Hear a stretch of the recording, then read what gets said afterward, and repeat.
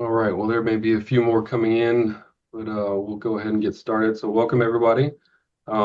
This is our Things We've Learned series. We started this last summer through our Soil for Water project through the Southern SARE grant that we've been working on, kind of identifying and working through some of those barriers to adopting more regenerative grazing practices. And one of those barriers that we tried to overcome was just trying to make it simple and easy for people to learn. And that was through our Safe to Fail trials. We had a great group of producers that worked with us. Some of them will be with us today. Um, and they wanted to kind of test some of these theories out on their ranches. And we call that the Safe to Fail trial. We'll go a little bit more into that in just a second. But we'll hear from Servando Leal and Jeremiah Eubank today on just things that they've learned through doing their Safe to Fail trial now that they're at the year later point. We did have a part one to this series, and I'm going to put that in the link in the chat right now, just in case you haven't seen that. You can go back and watch part one of when they actually implemented it a year ago. So let's go ahead and get started. Welcome, everybody.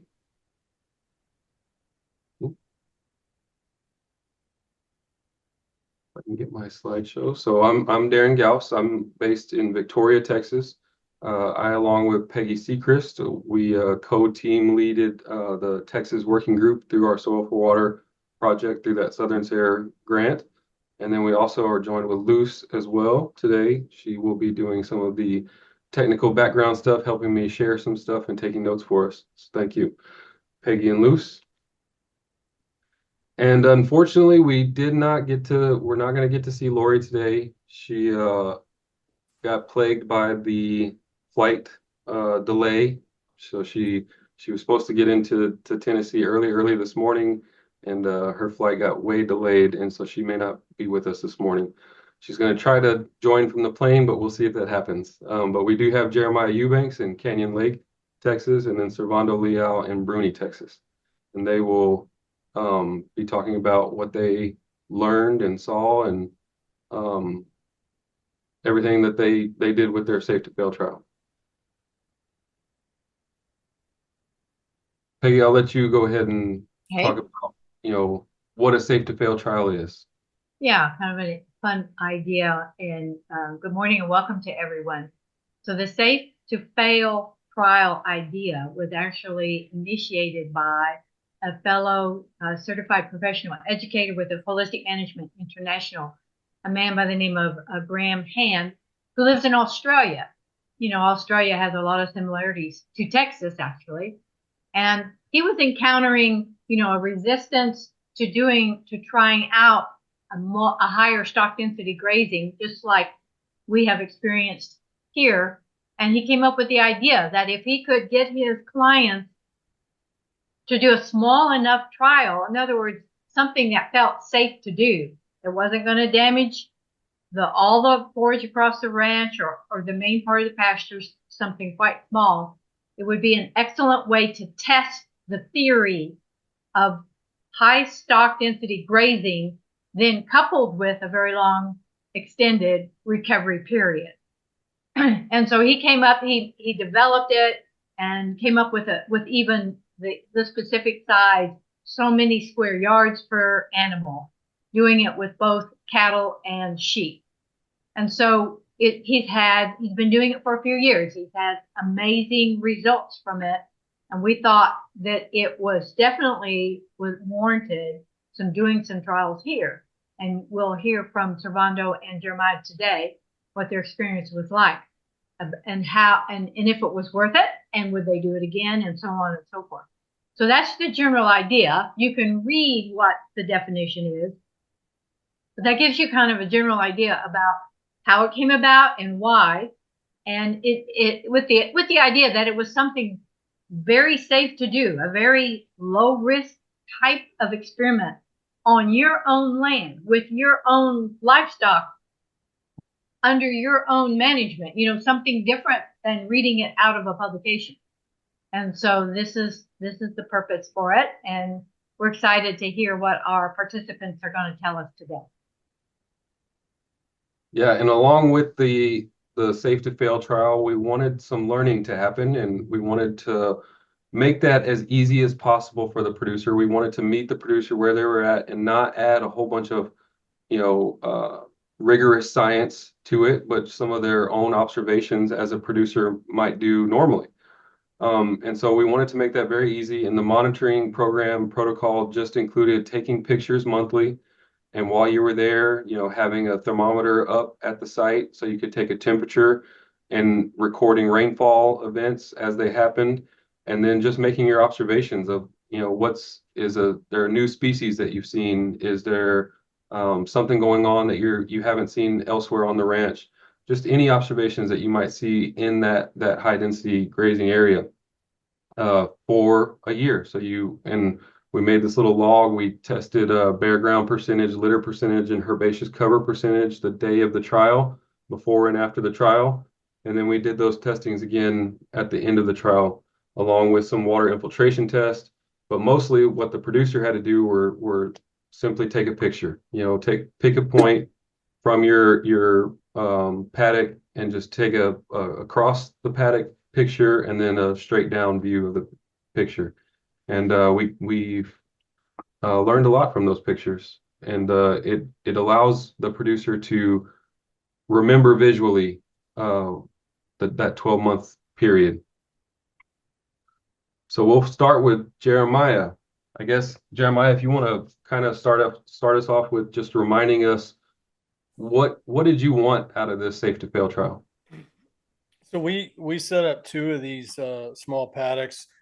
Um, we wanted to see if we could kind of change the composition of the grass there. We've got the majority of our ranch is covered in KR blue stem, and we're trying to kind of change that and take that, get rid of that invasive grass and bring it back to some of the more native grasses. Um, so we had set up two plots. One we had put seed in. It was a mixture of seed that had, I'm trying to think, probably about 10 different species in it. So we seeded that one ahead of the cows, and then we did another plot right beside it where we didn't seed, just to see if we catch, if it changed anything, and we got germination out of those seeds and got to change some of it, by adding a little to it. I mean, everybody talks about there being a big seed bank, and all you have to do is change the management in the soil, and it'll come around. And we wanted to see if we could accelerate that a little bit and kind of kickstart it, I guess. So. And again, like Peggy said, it these safe to fail trials can be adapted to the management practices already implemented on that land.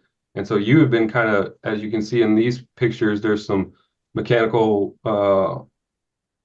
from the cedar removal. And then you also had, like, anytime you had your movable pins. So like when you had those pins and you had to ship cattle or anything like that, like you use those disturbance events to kind of test those seeding procedures out already before this trial. And so you kind of wanted to match that with this safe to fail trial, right?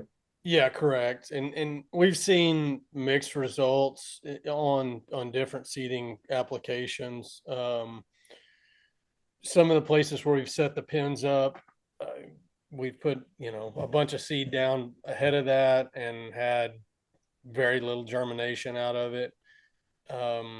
We've also seeded around hay bales when we had to feed, last year was so dry, we fed a lot of hay. And so we seeded around those a bunch. We didn't see a lot of germination in either of those areas. Also, this in the background of that picture there on the left, where we did all the mechanical clearing of the cedar. Excuse me. I thought I was going to sneeze. I guess not. Where we had done all that mechanical clearing, we spread a bunch of seed on that as well. We've continued that on a bigger scale the first part of this year. I mean, that clearing there was done back in, I want to say, like March and April of last year, because we started this trial in June. So that's when those pictures were taken. I think that had been pretty recent. It may have been as late as May that we cleared that. But a lot of that area got seeded as well. And I'm seeing we did have a lot of really good germination on that. We've got a bunch of grass in there now. We're seeing a lot of side oats. So these seed mixes we were using were primarily side oats, green springle top, little blue stem, big blue stem, Indian grass, switchgrass, a couple other things, but that was the majority of it. With them being kind of heavy on side oats, grama, and green springle top.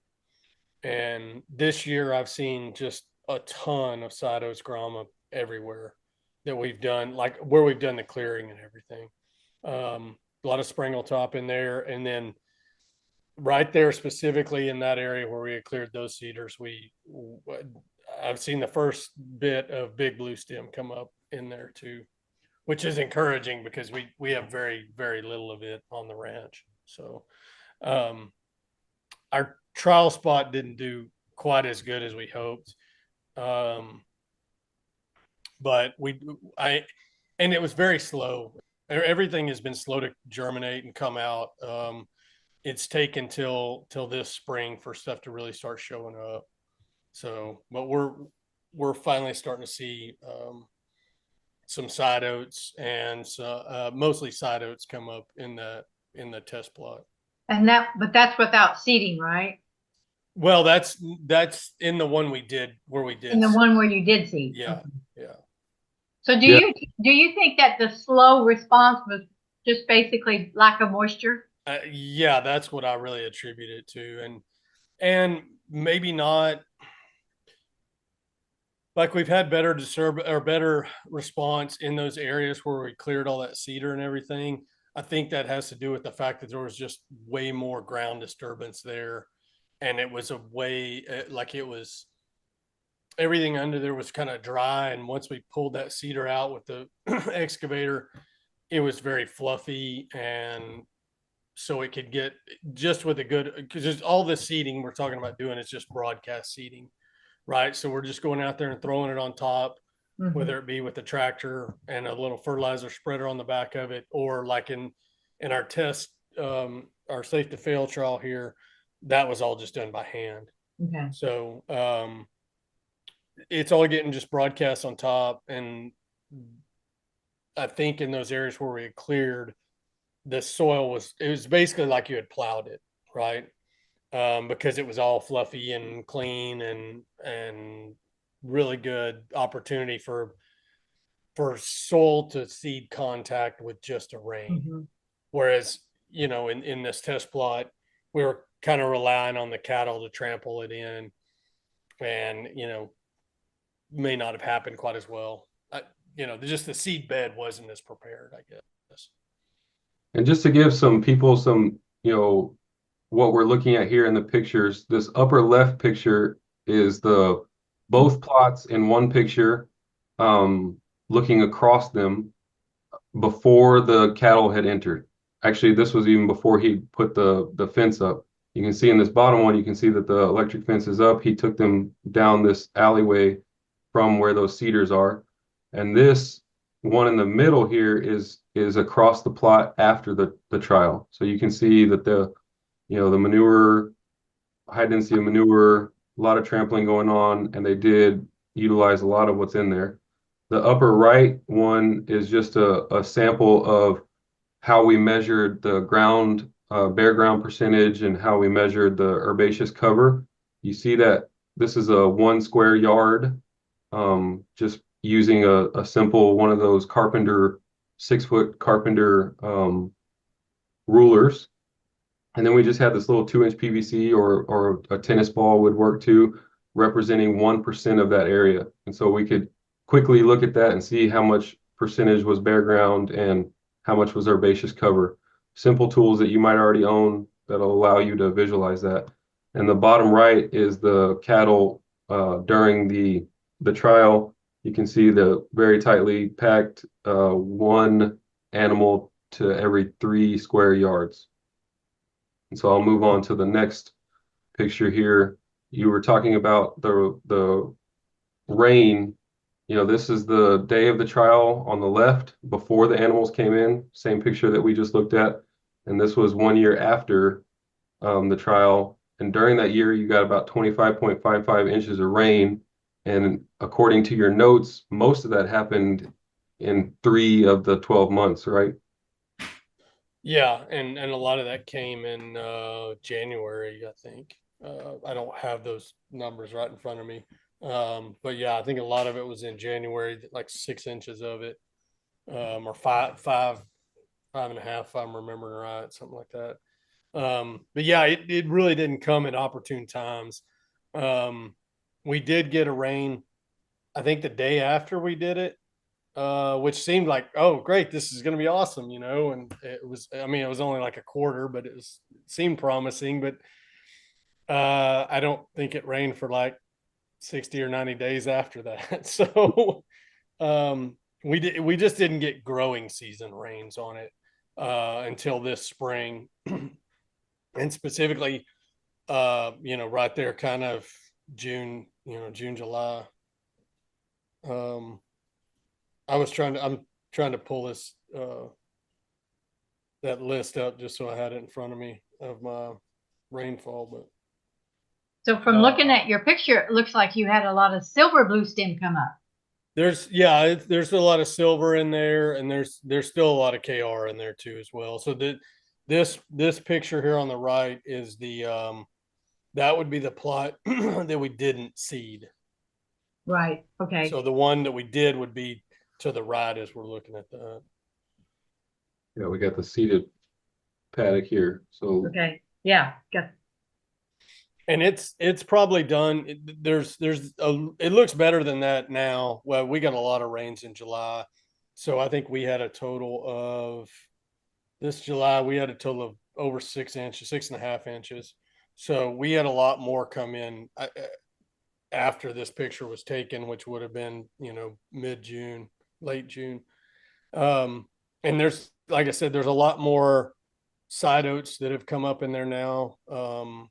And a few other little things that aren't quite big enough to tell what they are. I'm hoping it's Indian grass or something. But of course, your warm season natives that you seeded, don't go to seed till September and October. Right. But by then you should be able to identify them. That'll be helpful.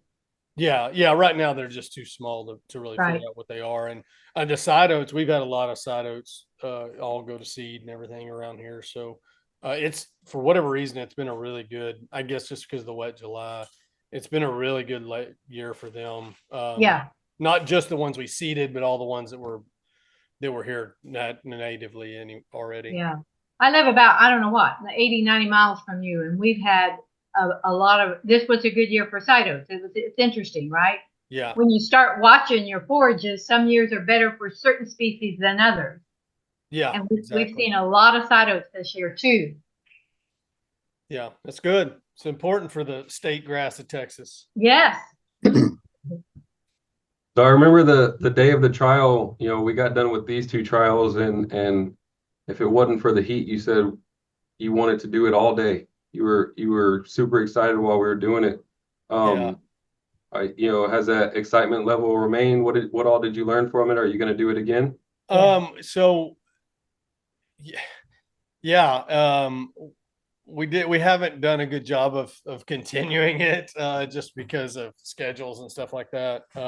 And the drought deal, after watching this kind of go through the summer, it didn't seem like we were ever going to get the recovery on it. I mean, it has turned around and finally recovered well now.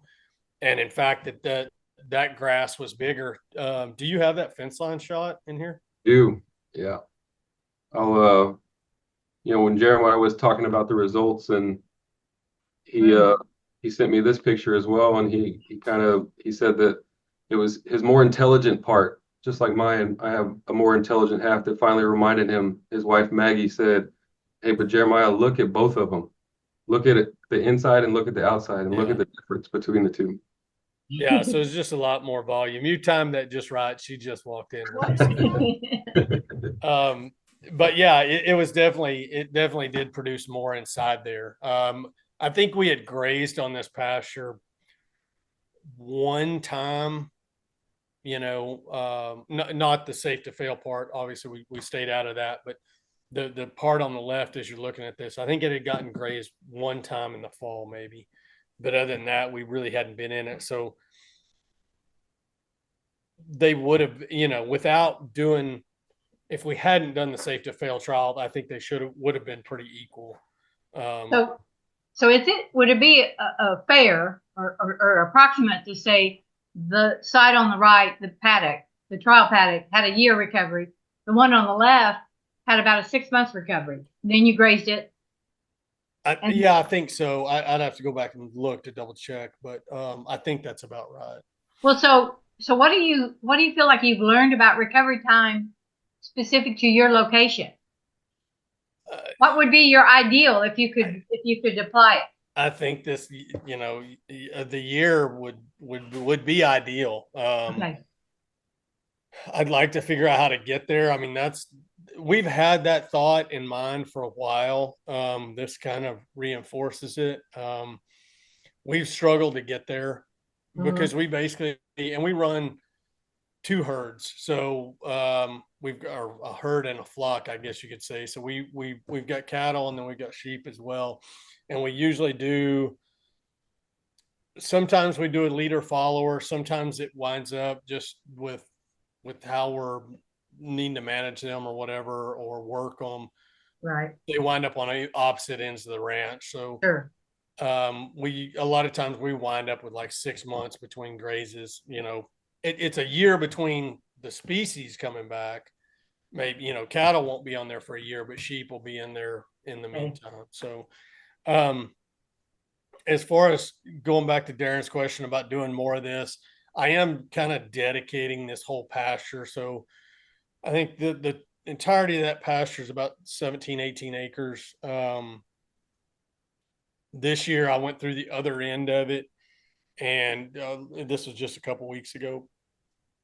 We didn't cut it down as small as these, but I went to about an acre, acre and a quarter size pasture, and we ran all our sheep in there, which at this point, there's about 320 sheep in that herd, I guess. And we kept them in there all day. So we're going to kind of see what the same thing does there. I know it's not the same density, but it was a longer duration. So we did that kind of coming all the way down that field in this real flat area. So we didn't get up into the part where the cedars had been and we cleared them off because there was such good grass growth up there. I wanted to kind of give it a whole year to get going and established. So we just kind of blocked off this bottom area where we had done this original trial. And so we went across there, in a 1 day rotation at about an acre, acre and a quarter, acre and a half at most. So we'll get to see kind of what it does on a larger scale, or, using sheep and in a bigger spot.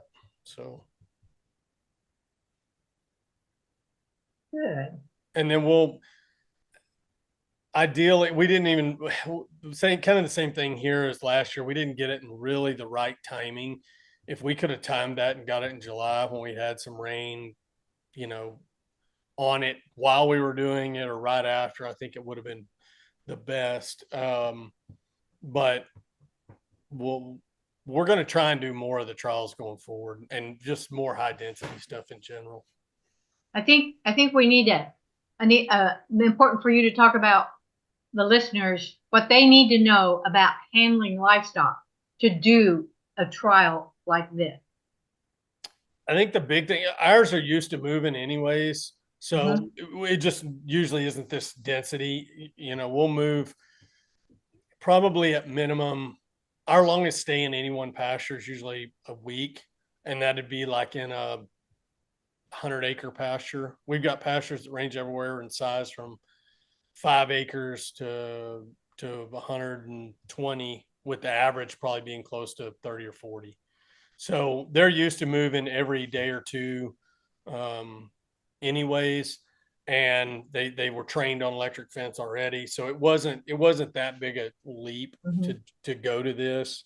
I would say if you could kind of work up to it, it would be even better.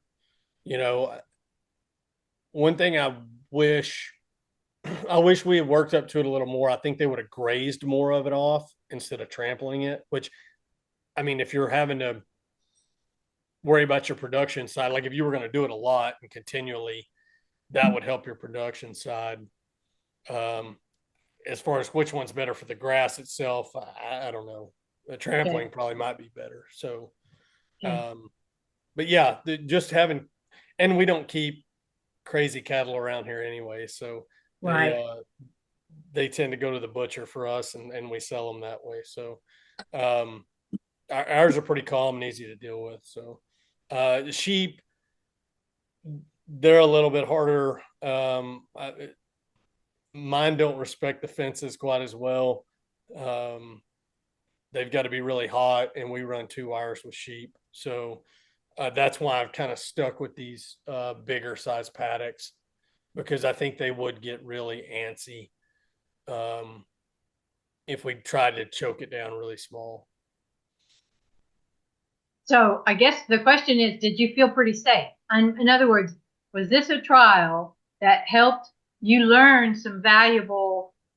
gain some valuable insights, but on a scale that was low risk? Did that really work for you? Oh yeah, absolutely. I mean, yeah, we took not even a half acre out of production for a year. I mean, that shouldn't matter at all.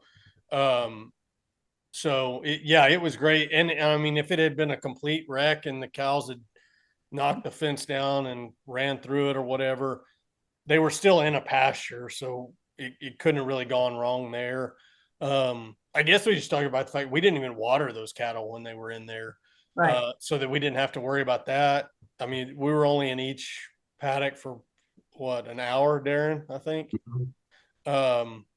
So water wasn't an issue. You know, we could set it up. We did it in the morning.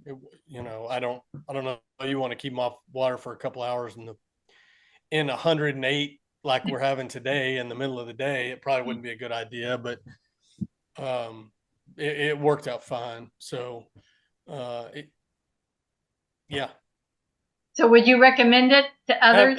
Yeah, absolutely. Yeah, it's definitely worth it to see what it'll do, and especially if you haven't done any of the higher density stuff, it's good to do it and see what it can do. And we'll keep going. I'll probably keep this thing kind of roped off just so we can keep an eye on, and it's in a corner, so we know even if we took it down, we know where it's at.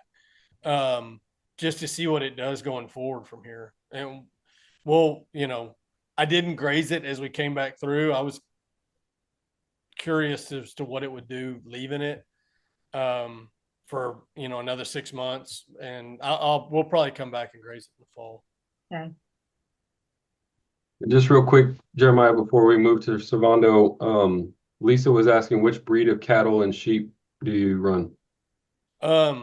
So for the trial, it doesn't really matter, but all of them will be fine. But we run mostly red Angus cross cattle, and then sheep wise, it's pretty much Dorper cross ewes, and we're running Royal White Rams back on them.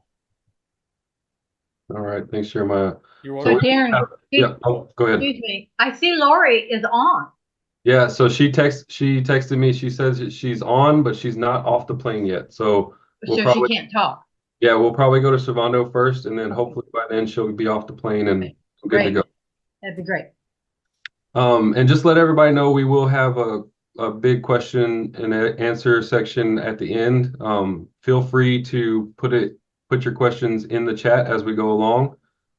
We can try to either answer those live or just hold them for the Q&A session at the end. We'll get a chance to speak with all 3 of them at the end. So Servando, let me get to your pictures here. So I guess I'll just start off with giving a snapshot of what we're looking at here. Again, top left is before the cattle went in from your paddock, looking out. Bottom left is looking straight down in the middle, almost right in the middle. Top center is the cattle during the trial. And then bottom center, we noticed some little baby mesquites in there, so we wanted to capture that and see what happened with them.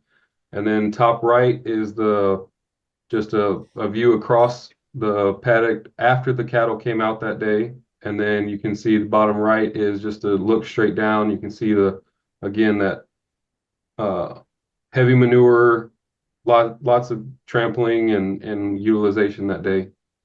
So how was it? Again, remind us why you did this and how did the trial go for you? Well, the reason I chose to get involved and do this project was primarily, we're always trying to figure out how can we be better stewards of our property and how can we maximize forage production and utilization of the property with many times limited rainfall, or we try to manage all the time now, like if we're in a drought. The best example I can give, or the way I kind of looked at it and approached it was, it's kind of like stretching a rubber band, trying to figure out how far can we go without it busting on us. And because this was on a very small scale, we figured, well, if it does bust, we're not going to lose the farm or anything because of it, or any production. The information that we gained from it was so valuable, eye-opening, and just thought-provoking, and wanting me to continue to move forward and figuring out how else we can do this. Now, to give you a little bit of history, we put about 29 mama adult cows, about average weight about 1,100 pounds, in a 30-foot by 30-foot little trap area. And our cattle are used to being rotated in paddocks. But my challenge moving forward at the beginning was, this is a very small space. And how are we going to do this? Or are my cows even going to want to go in there comfortably? And thank God everything worked well in that regard. But if you look at where they're at in that top center picture, that's that 30 by 30 foot area.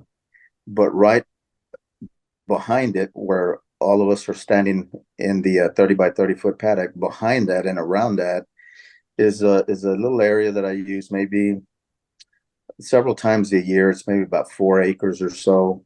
I graze it intermittently, but the majority of the time it's in rest mode.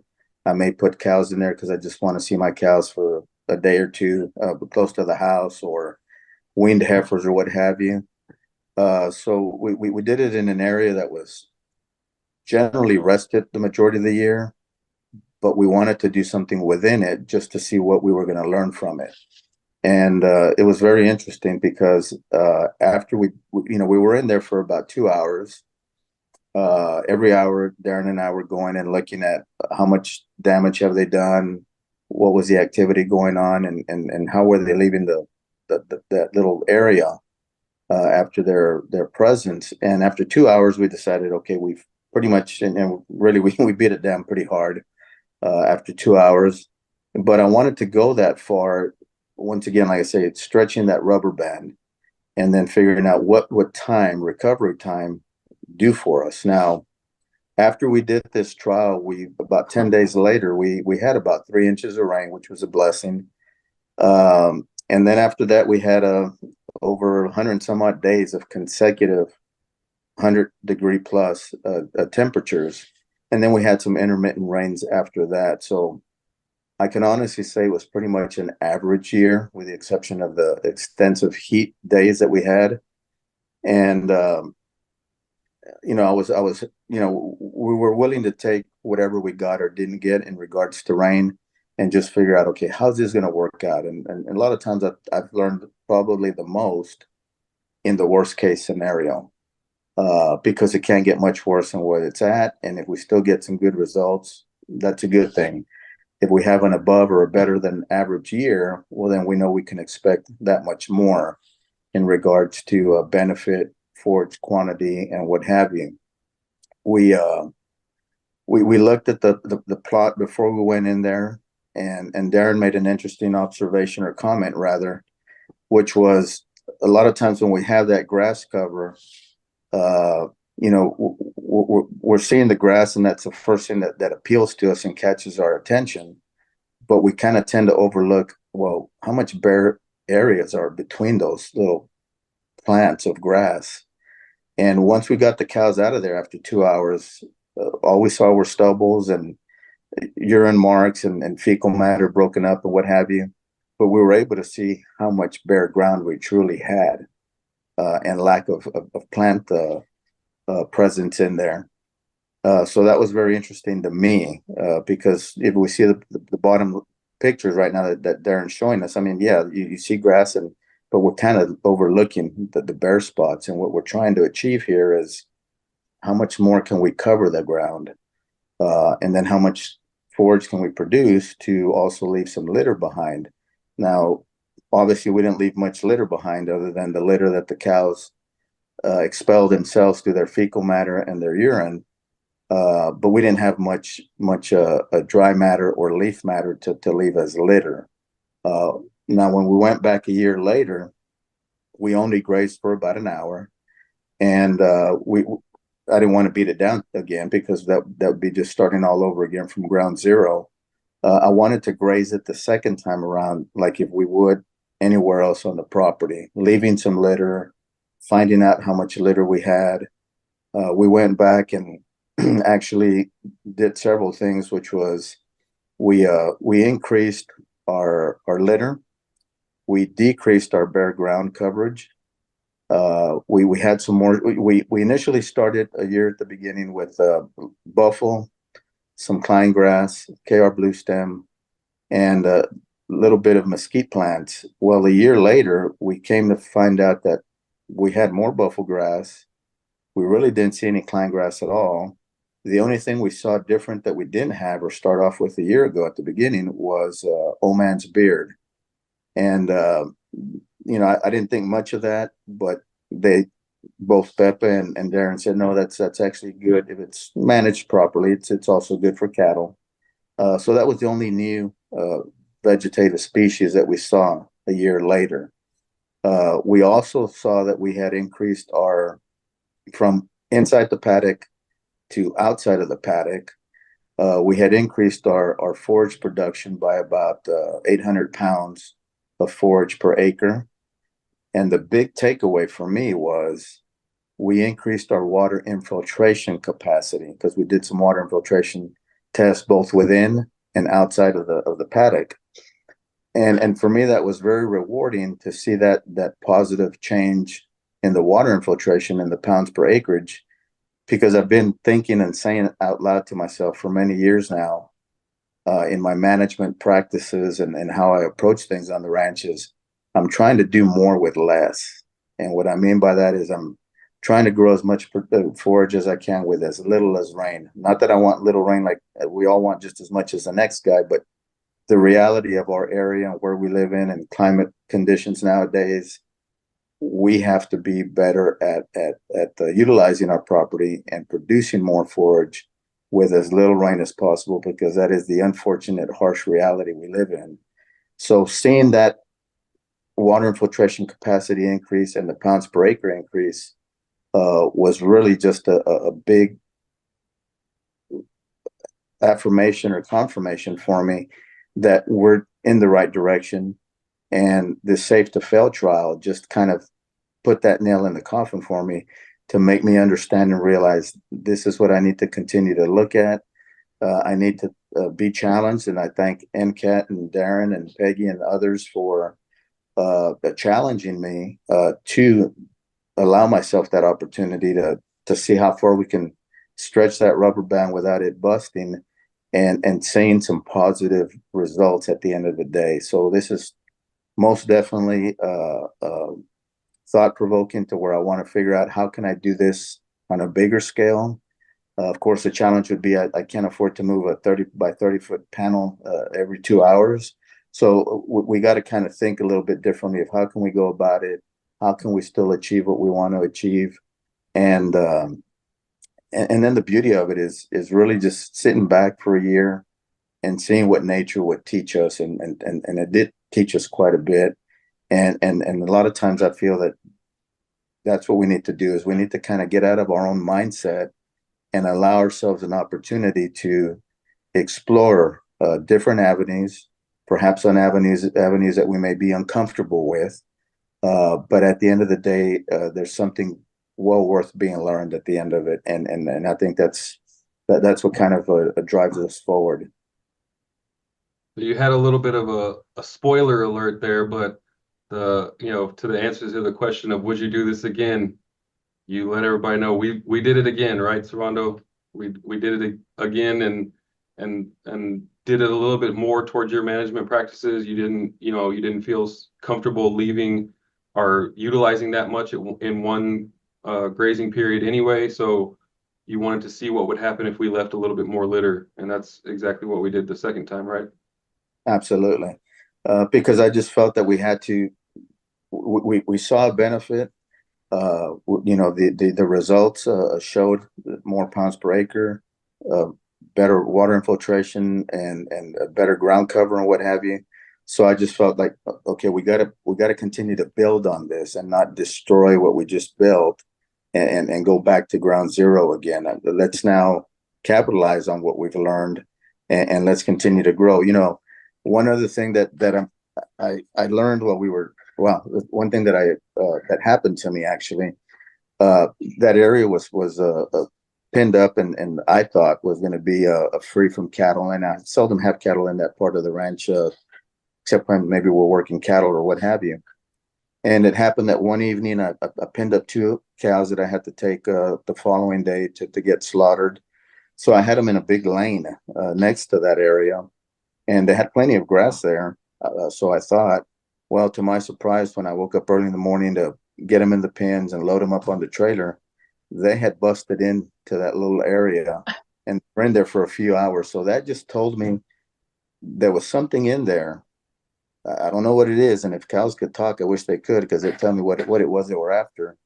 But there was obviously something in that little 30 by 30 foot area that they liked and wanted, that wasn't in that other trap area that had been breasted for a lengthy period of time as well, had plenty of grass to keep them overnight, or more than overnight, for a few days actually. And that kind of just stumped me. It's like, why did they go in there? Well, that's a really, really good point, Servando, because what you're saying is that it's an implication. It's implied that something came from the high stock density, not just the recovery time. Absolutely. Now, what is that? That's the underlying question, or right. What the answer to that, we don't know. But once again, nature through the animals showed me overnight that there was something in there that they liked and wanted that wasn't where I had initially put them in. That's why observation is very key. I think that we all have to pay more attention to what we're looking at. And I've always said, the cattle tell us a story. We just need to learn how to read it better. Yeah. All right. Well, it's great. Looks like Lori is off the plane and joining us. So we will let Lori talk. I know she's already probably the 10th hour of her day already. So can you hear me? Yeah. Yes, okay. I really apologize. Got up at 2:30 to make this early flight, and then they said the plane had no air conditioner, so they pushed us back for 4 hours. So we're looking at the screen with the pictures of your trials right now. So you also did 2 trials. You run cattle and sheep, so you wanted to do 2 separate trials with both species. And so the upper left is before the sheep trial, and then the upper right is during the sheep trial. They just moved them in. And then the bottom left is the before the cattle went in, and then the bottom right is with the cattle in there. And just, I guess you'll talk about it in a second here, but everybody should note on the bottom left, the before the cattle went in, there was a lot of standing litter on the ground that just wasn't touching the ground yet. Let's also, Darren, remind him where she's located. Oh, yes. She is in Northeast Texas, in Terrell, Texas. Southeast of Dallas, Fort Worth. Yeah, and we had a real anomaly this last year in that we had 60 inches of rain between June of 23 and June of 24. And normally we get 32 inches for the entire year. So we had, I guess, a rain the day after.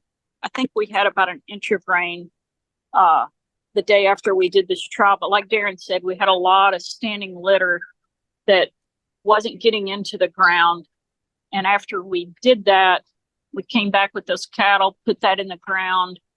And you can see at the 1 year mark, it's green grasses. And again, we've had so much rain. We had 40 inches from January till June. But with that much growth, we literally had ryegrass that was up to my chest in places. But now, when the rain stopped, it just shut off. We've been 105 degrees. All of our neighbors' places are turning crispy, and I've still got green grass everywhere. So even though you could say, well, yeah, this worked because they got 40 inches of rain this year, all the neighbors have long-standing crispy grass. And we've got a little bit, but we've got a lot of green grass.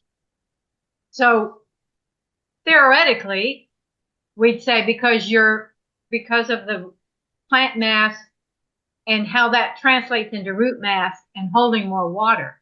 How do you feel about it? Do you think that's what's happening? Yeah, I definitely think that's what's happening. We've got almost 100% of our ground is covered everywhere. There's a few places, like at some gates where we had the cattle, where the ground got bare, where they kind of wanted to go stand, and there's 1.5 inch wide cracks there.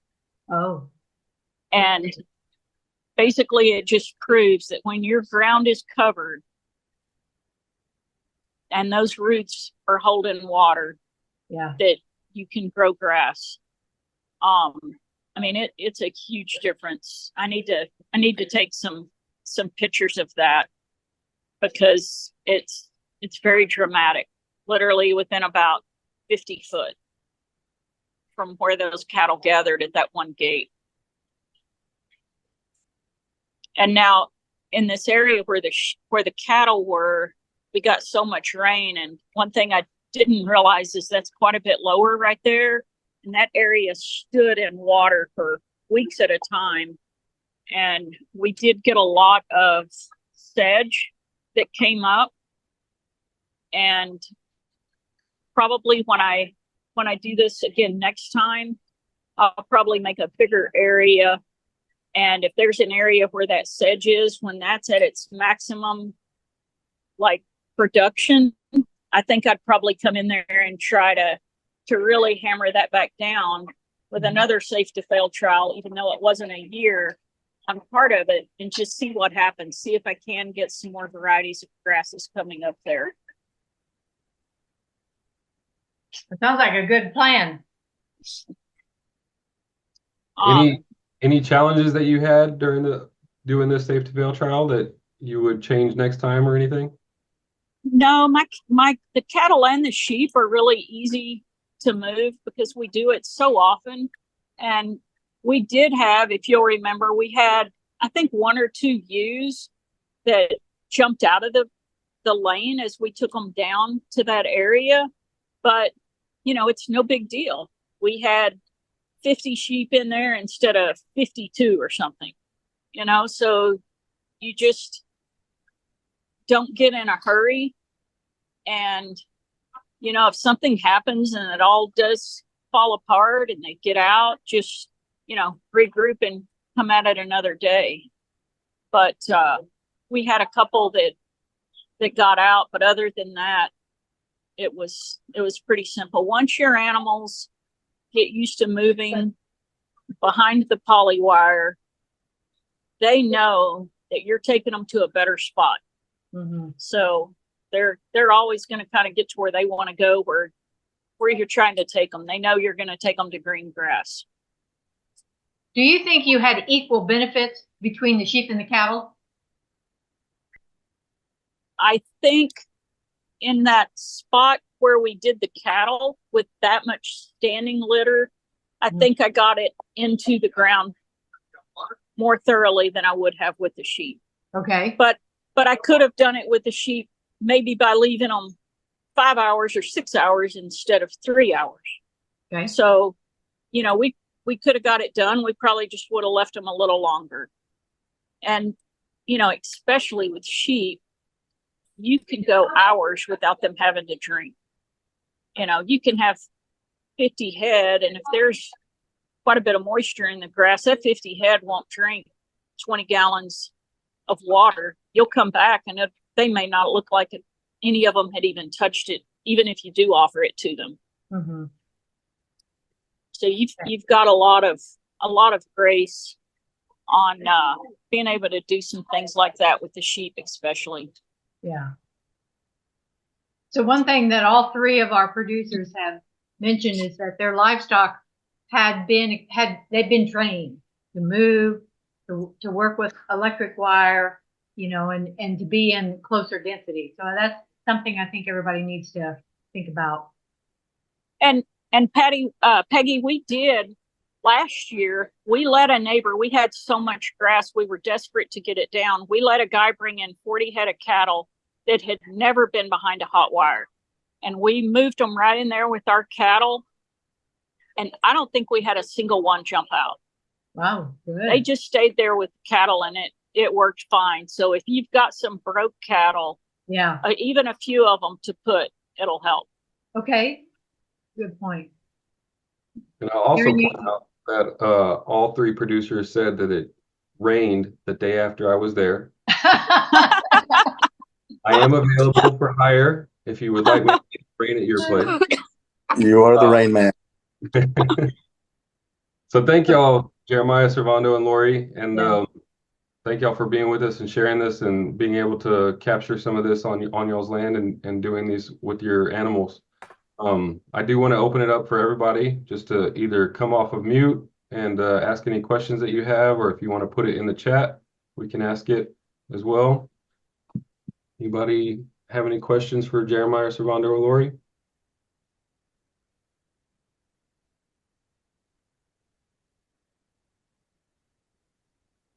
Y'all answered all their questions. Who out there is thinking about doing one of these?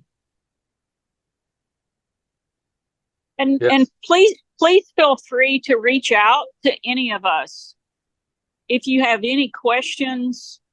You know, we can help you brainstorm and come up with some ways to get them where you think you want them to go. And I mean, we're more than happy to help you answer any questions, or if we're in the area, come by and, you know, take a look at what you've got. Yeah, and anybody interested in doing their own safe to fail trial as well, coming up here in September, we are going to have like a little toolkit around the safe to fail trial. We'll have a how-to video, you know, with everybody's footage from Jeremiah, Servando, and Lori as well.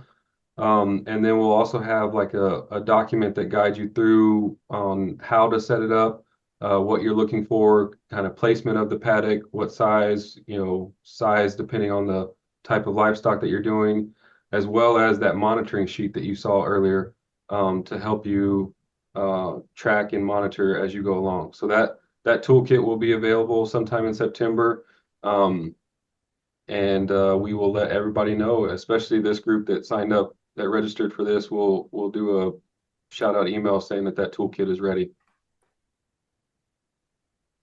One thing I'd like to add to those who are listening is, you know, a lot of times, and I put myself in front of the line and in the middle and in the end and everywhere in between, but a lot of times we think to ourselves, you know, I want to do something more. I can do more, but I just don't know where or how to start or what have you.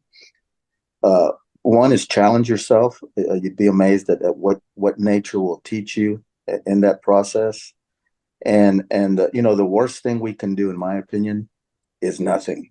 You know, we can talk and think out loud about these ideas in our heads, but if we don't take that baby step, for starters, to try to see what else we can do, that's the worst thing we can do is nothing. So I challenge everybody to challenge yourselves to you know, and go to these wonderful organizations like NCAT, your NRCS offices, any and all agricultural related organizations that are out there that are there to help us and to guide us and to give us their feedback and their knowledge. Take advantage of that. It's priceless. It's a game changer, and it you know, we've been doing different things for the last 13 years. And what we're doing today is because of what we've been challenging ourselves for the last 13 years. And the challenges just get bigger and we continue to learn so much more. So challenge yourselves. It's really rewarding at the end of the day. Yeah, So if one- you have any more questions, my email is in the chat. Yeah. Just, you know, connect with me and I'll connect you to these fine folks. Go ahead, Peggy. I was just curious. I wondered if any of our producers, because they felt like they learned so much from this safety fail trial, if that has inspired them to do other kinds of trials on a small scale, you know, for learning. Yeah. Well, Oh, go ahead, Lori. I was gonna say, I'm getting ready to set up some little trials with my earthworm castings Cool. and see what happens if I make some compost teas that are gonna cost me very, very little, and see what that'll do on some pasture. Cool. Okay. Jeremiah? Yeah, we've got another property we just leased here in the last few months, and we're going to be doing more of it over there with our cattle. Like I said, we did that one earlier here with the sheep, but we're going to do it more so over there with the cattle. And okay. I've got a few other things that I want to try. Just kind of, we're looking at maybe doing some biochar stuff, kind of like Lori's talking about with the worm castings. And so we've always been in that experiment mindset, and so we're anxious to try some of this. That's great. Yeah, keep us informed, right? Yeah, for sure. All right, sounds good. Well, thank you again, Jeremiah, Servando, and Lori. Thanks for not only allowing NCAT to be there during the trials and helping y'all out, but you helping us out with all the information you gleaned from it. And thanks for doing this presentation with us today. And thank y'all for all of our participants that showed up, and look forward to putting that safe to fail trial toolkit so that we can see safe to fail trials all over the state of Texas and the United States pretty soon. Thank y'all. Thank y'all. Thanks for all your help, Darren. Yeah. Thank you. Alrighty, I'll close the thing.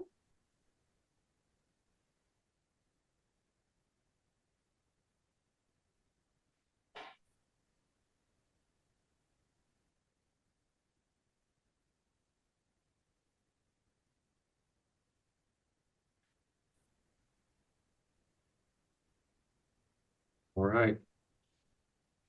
Okay. All right, thank y'all. Sounds good. Thanks, Jeremiah. Yep. See you later. See you soon. We're going to put in a new order pretty soon. Okay, great.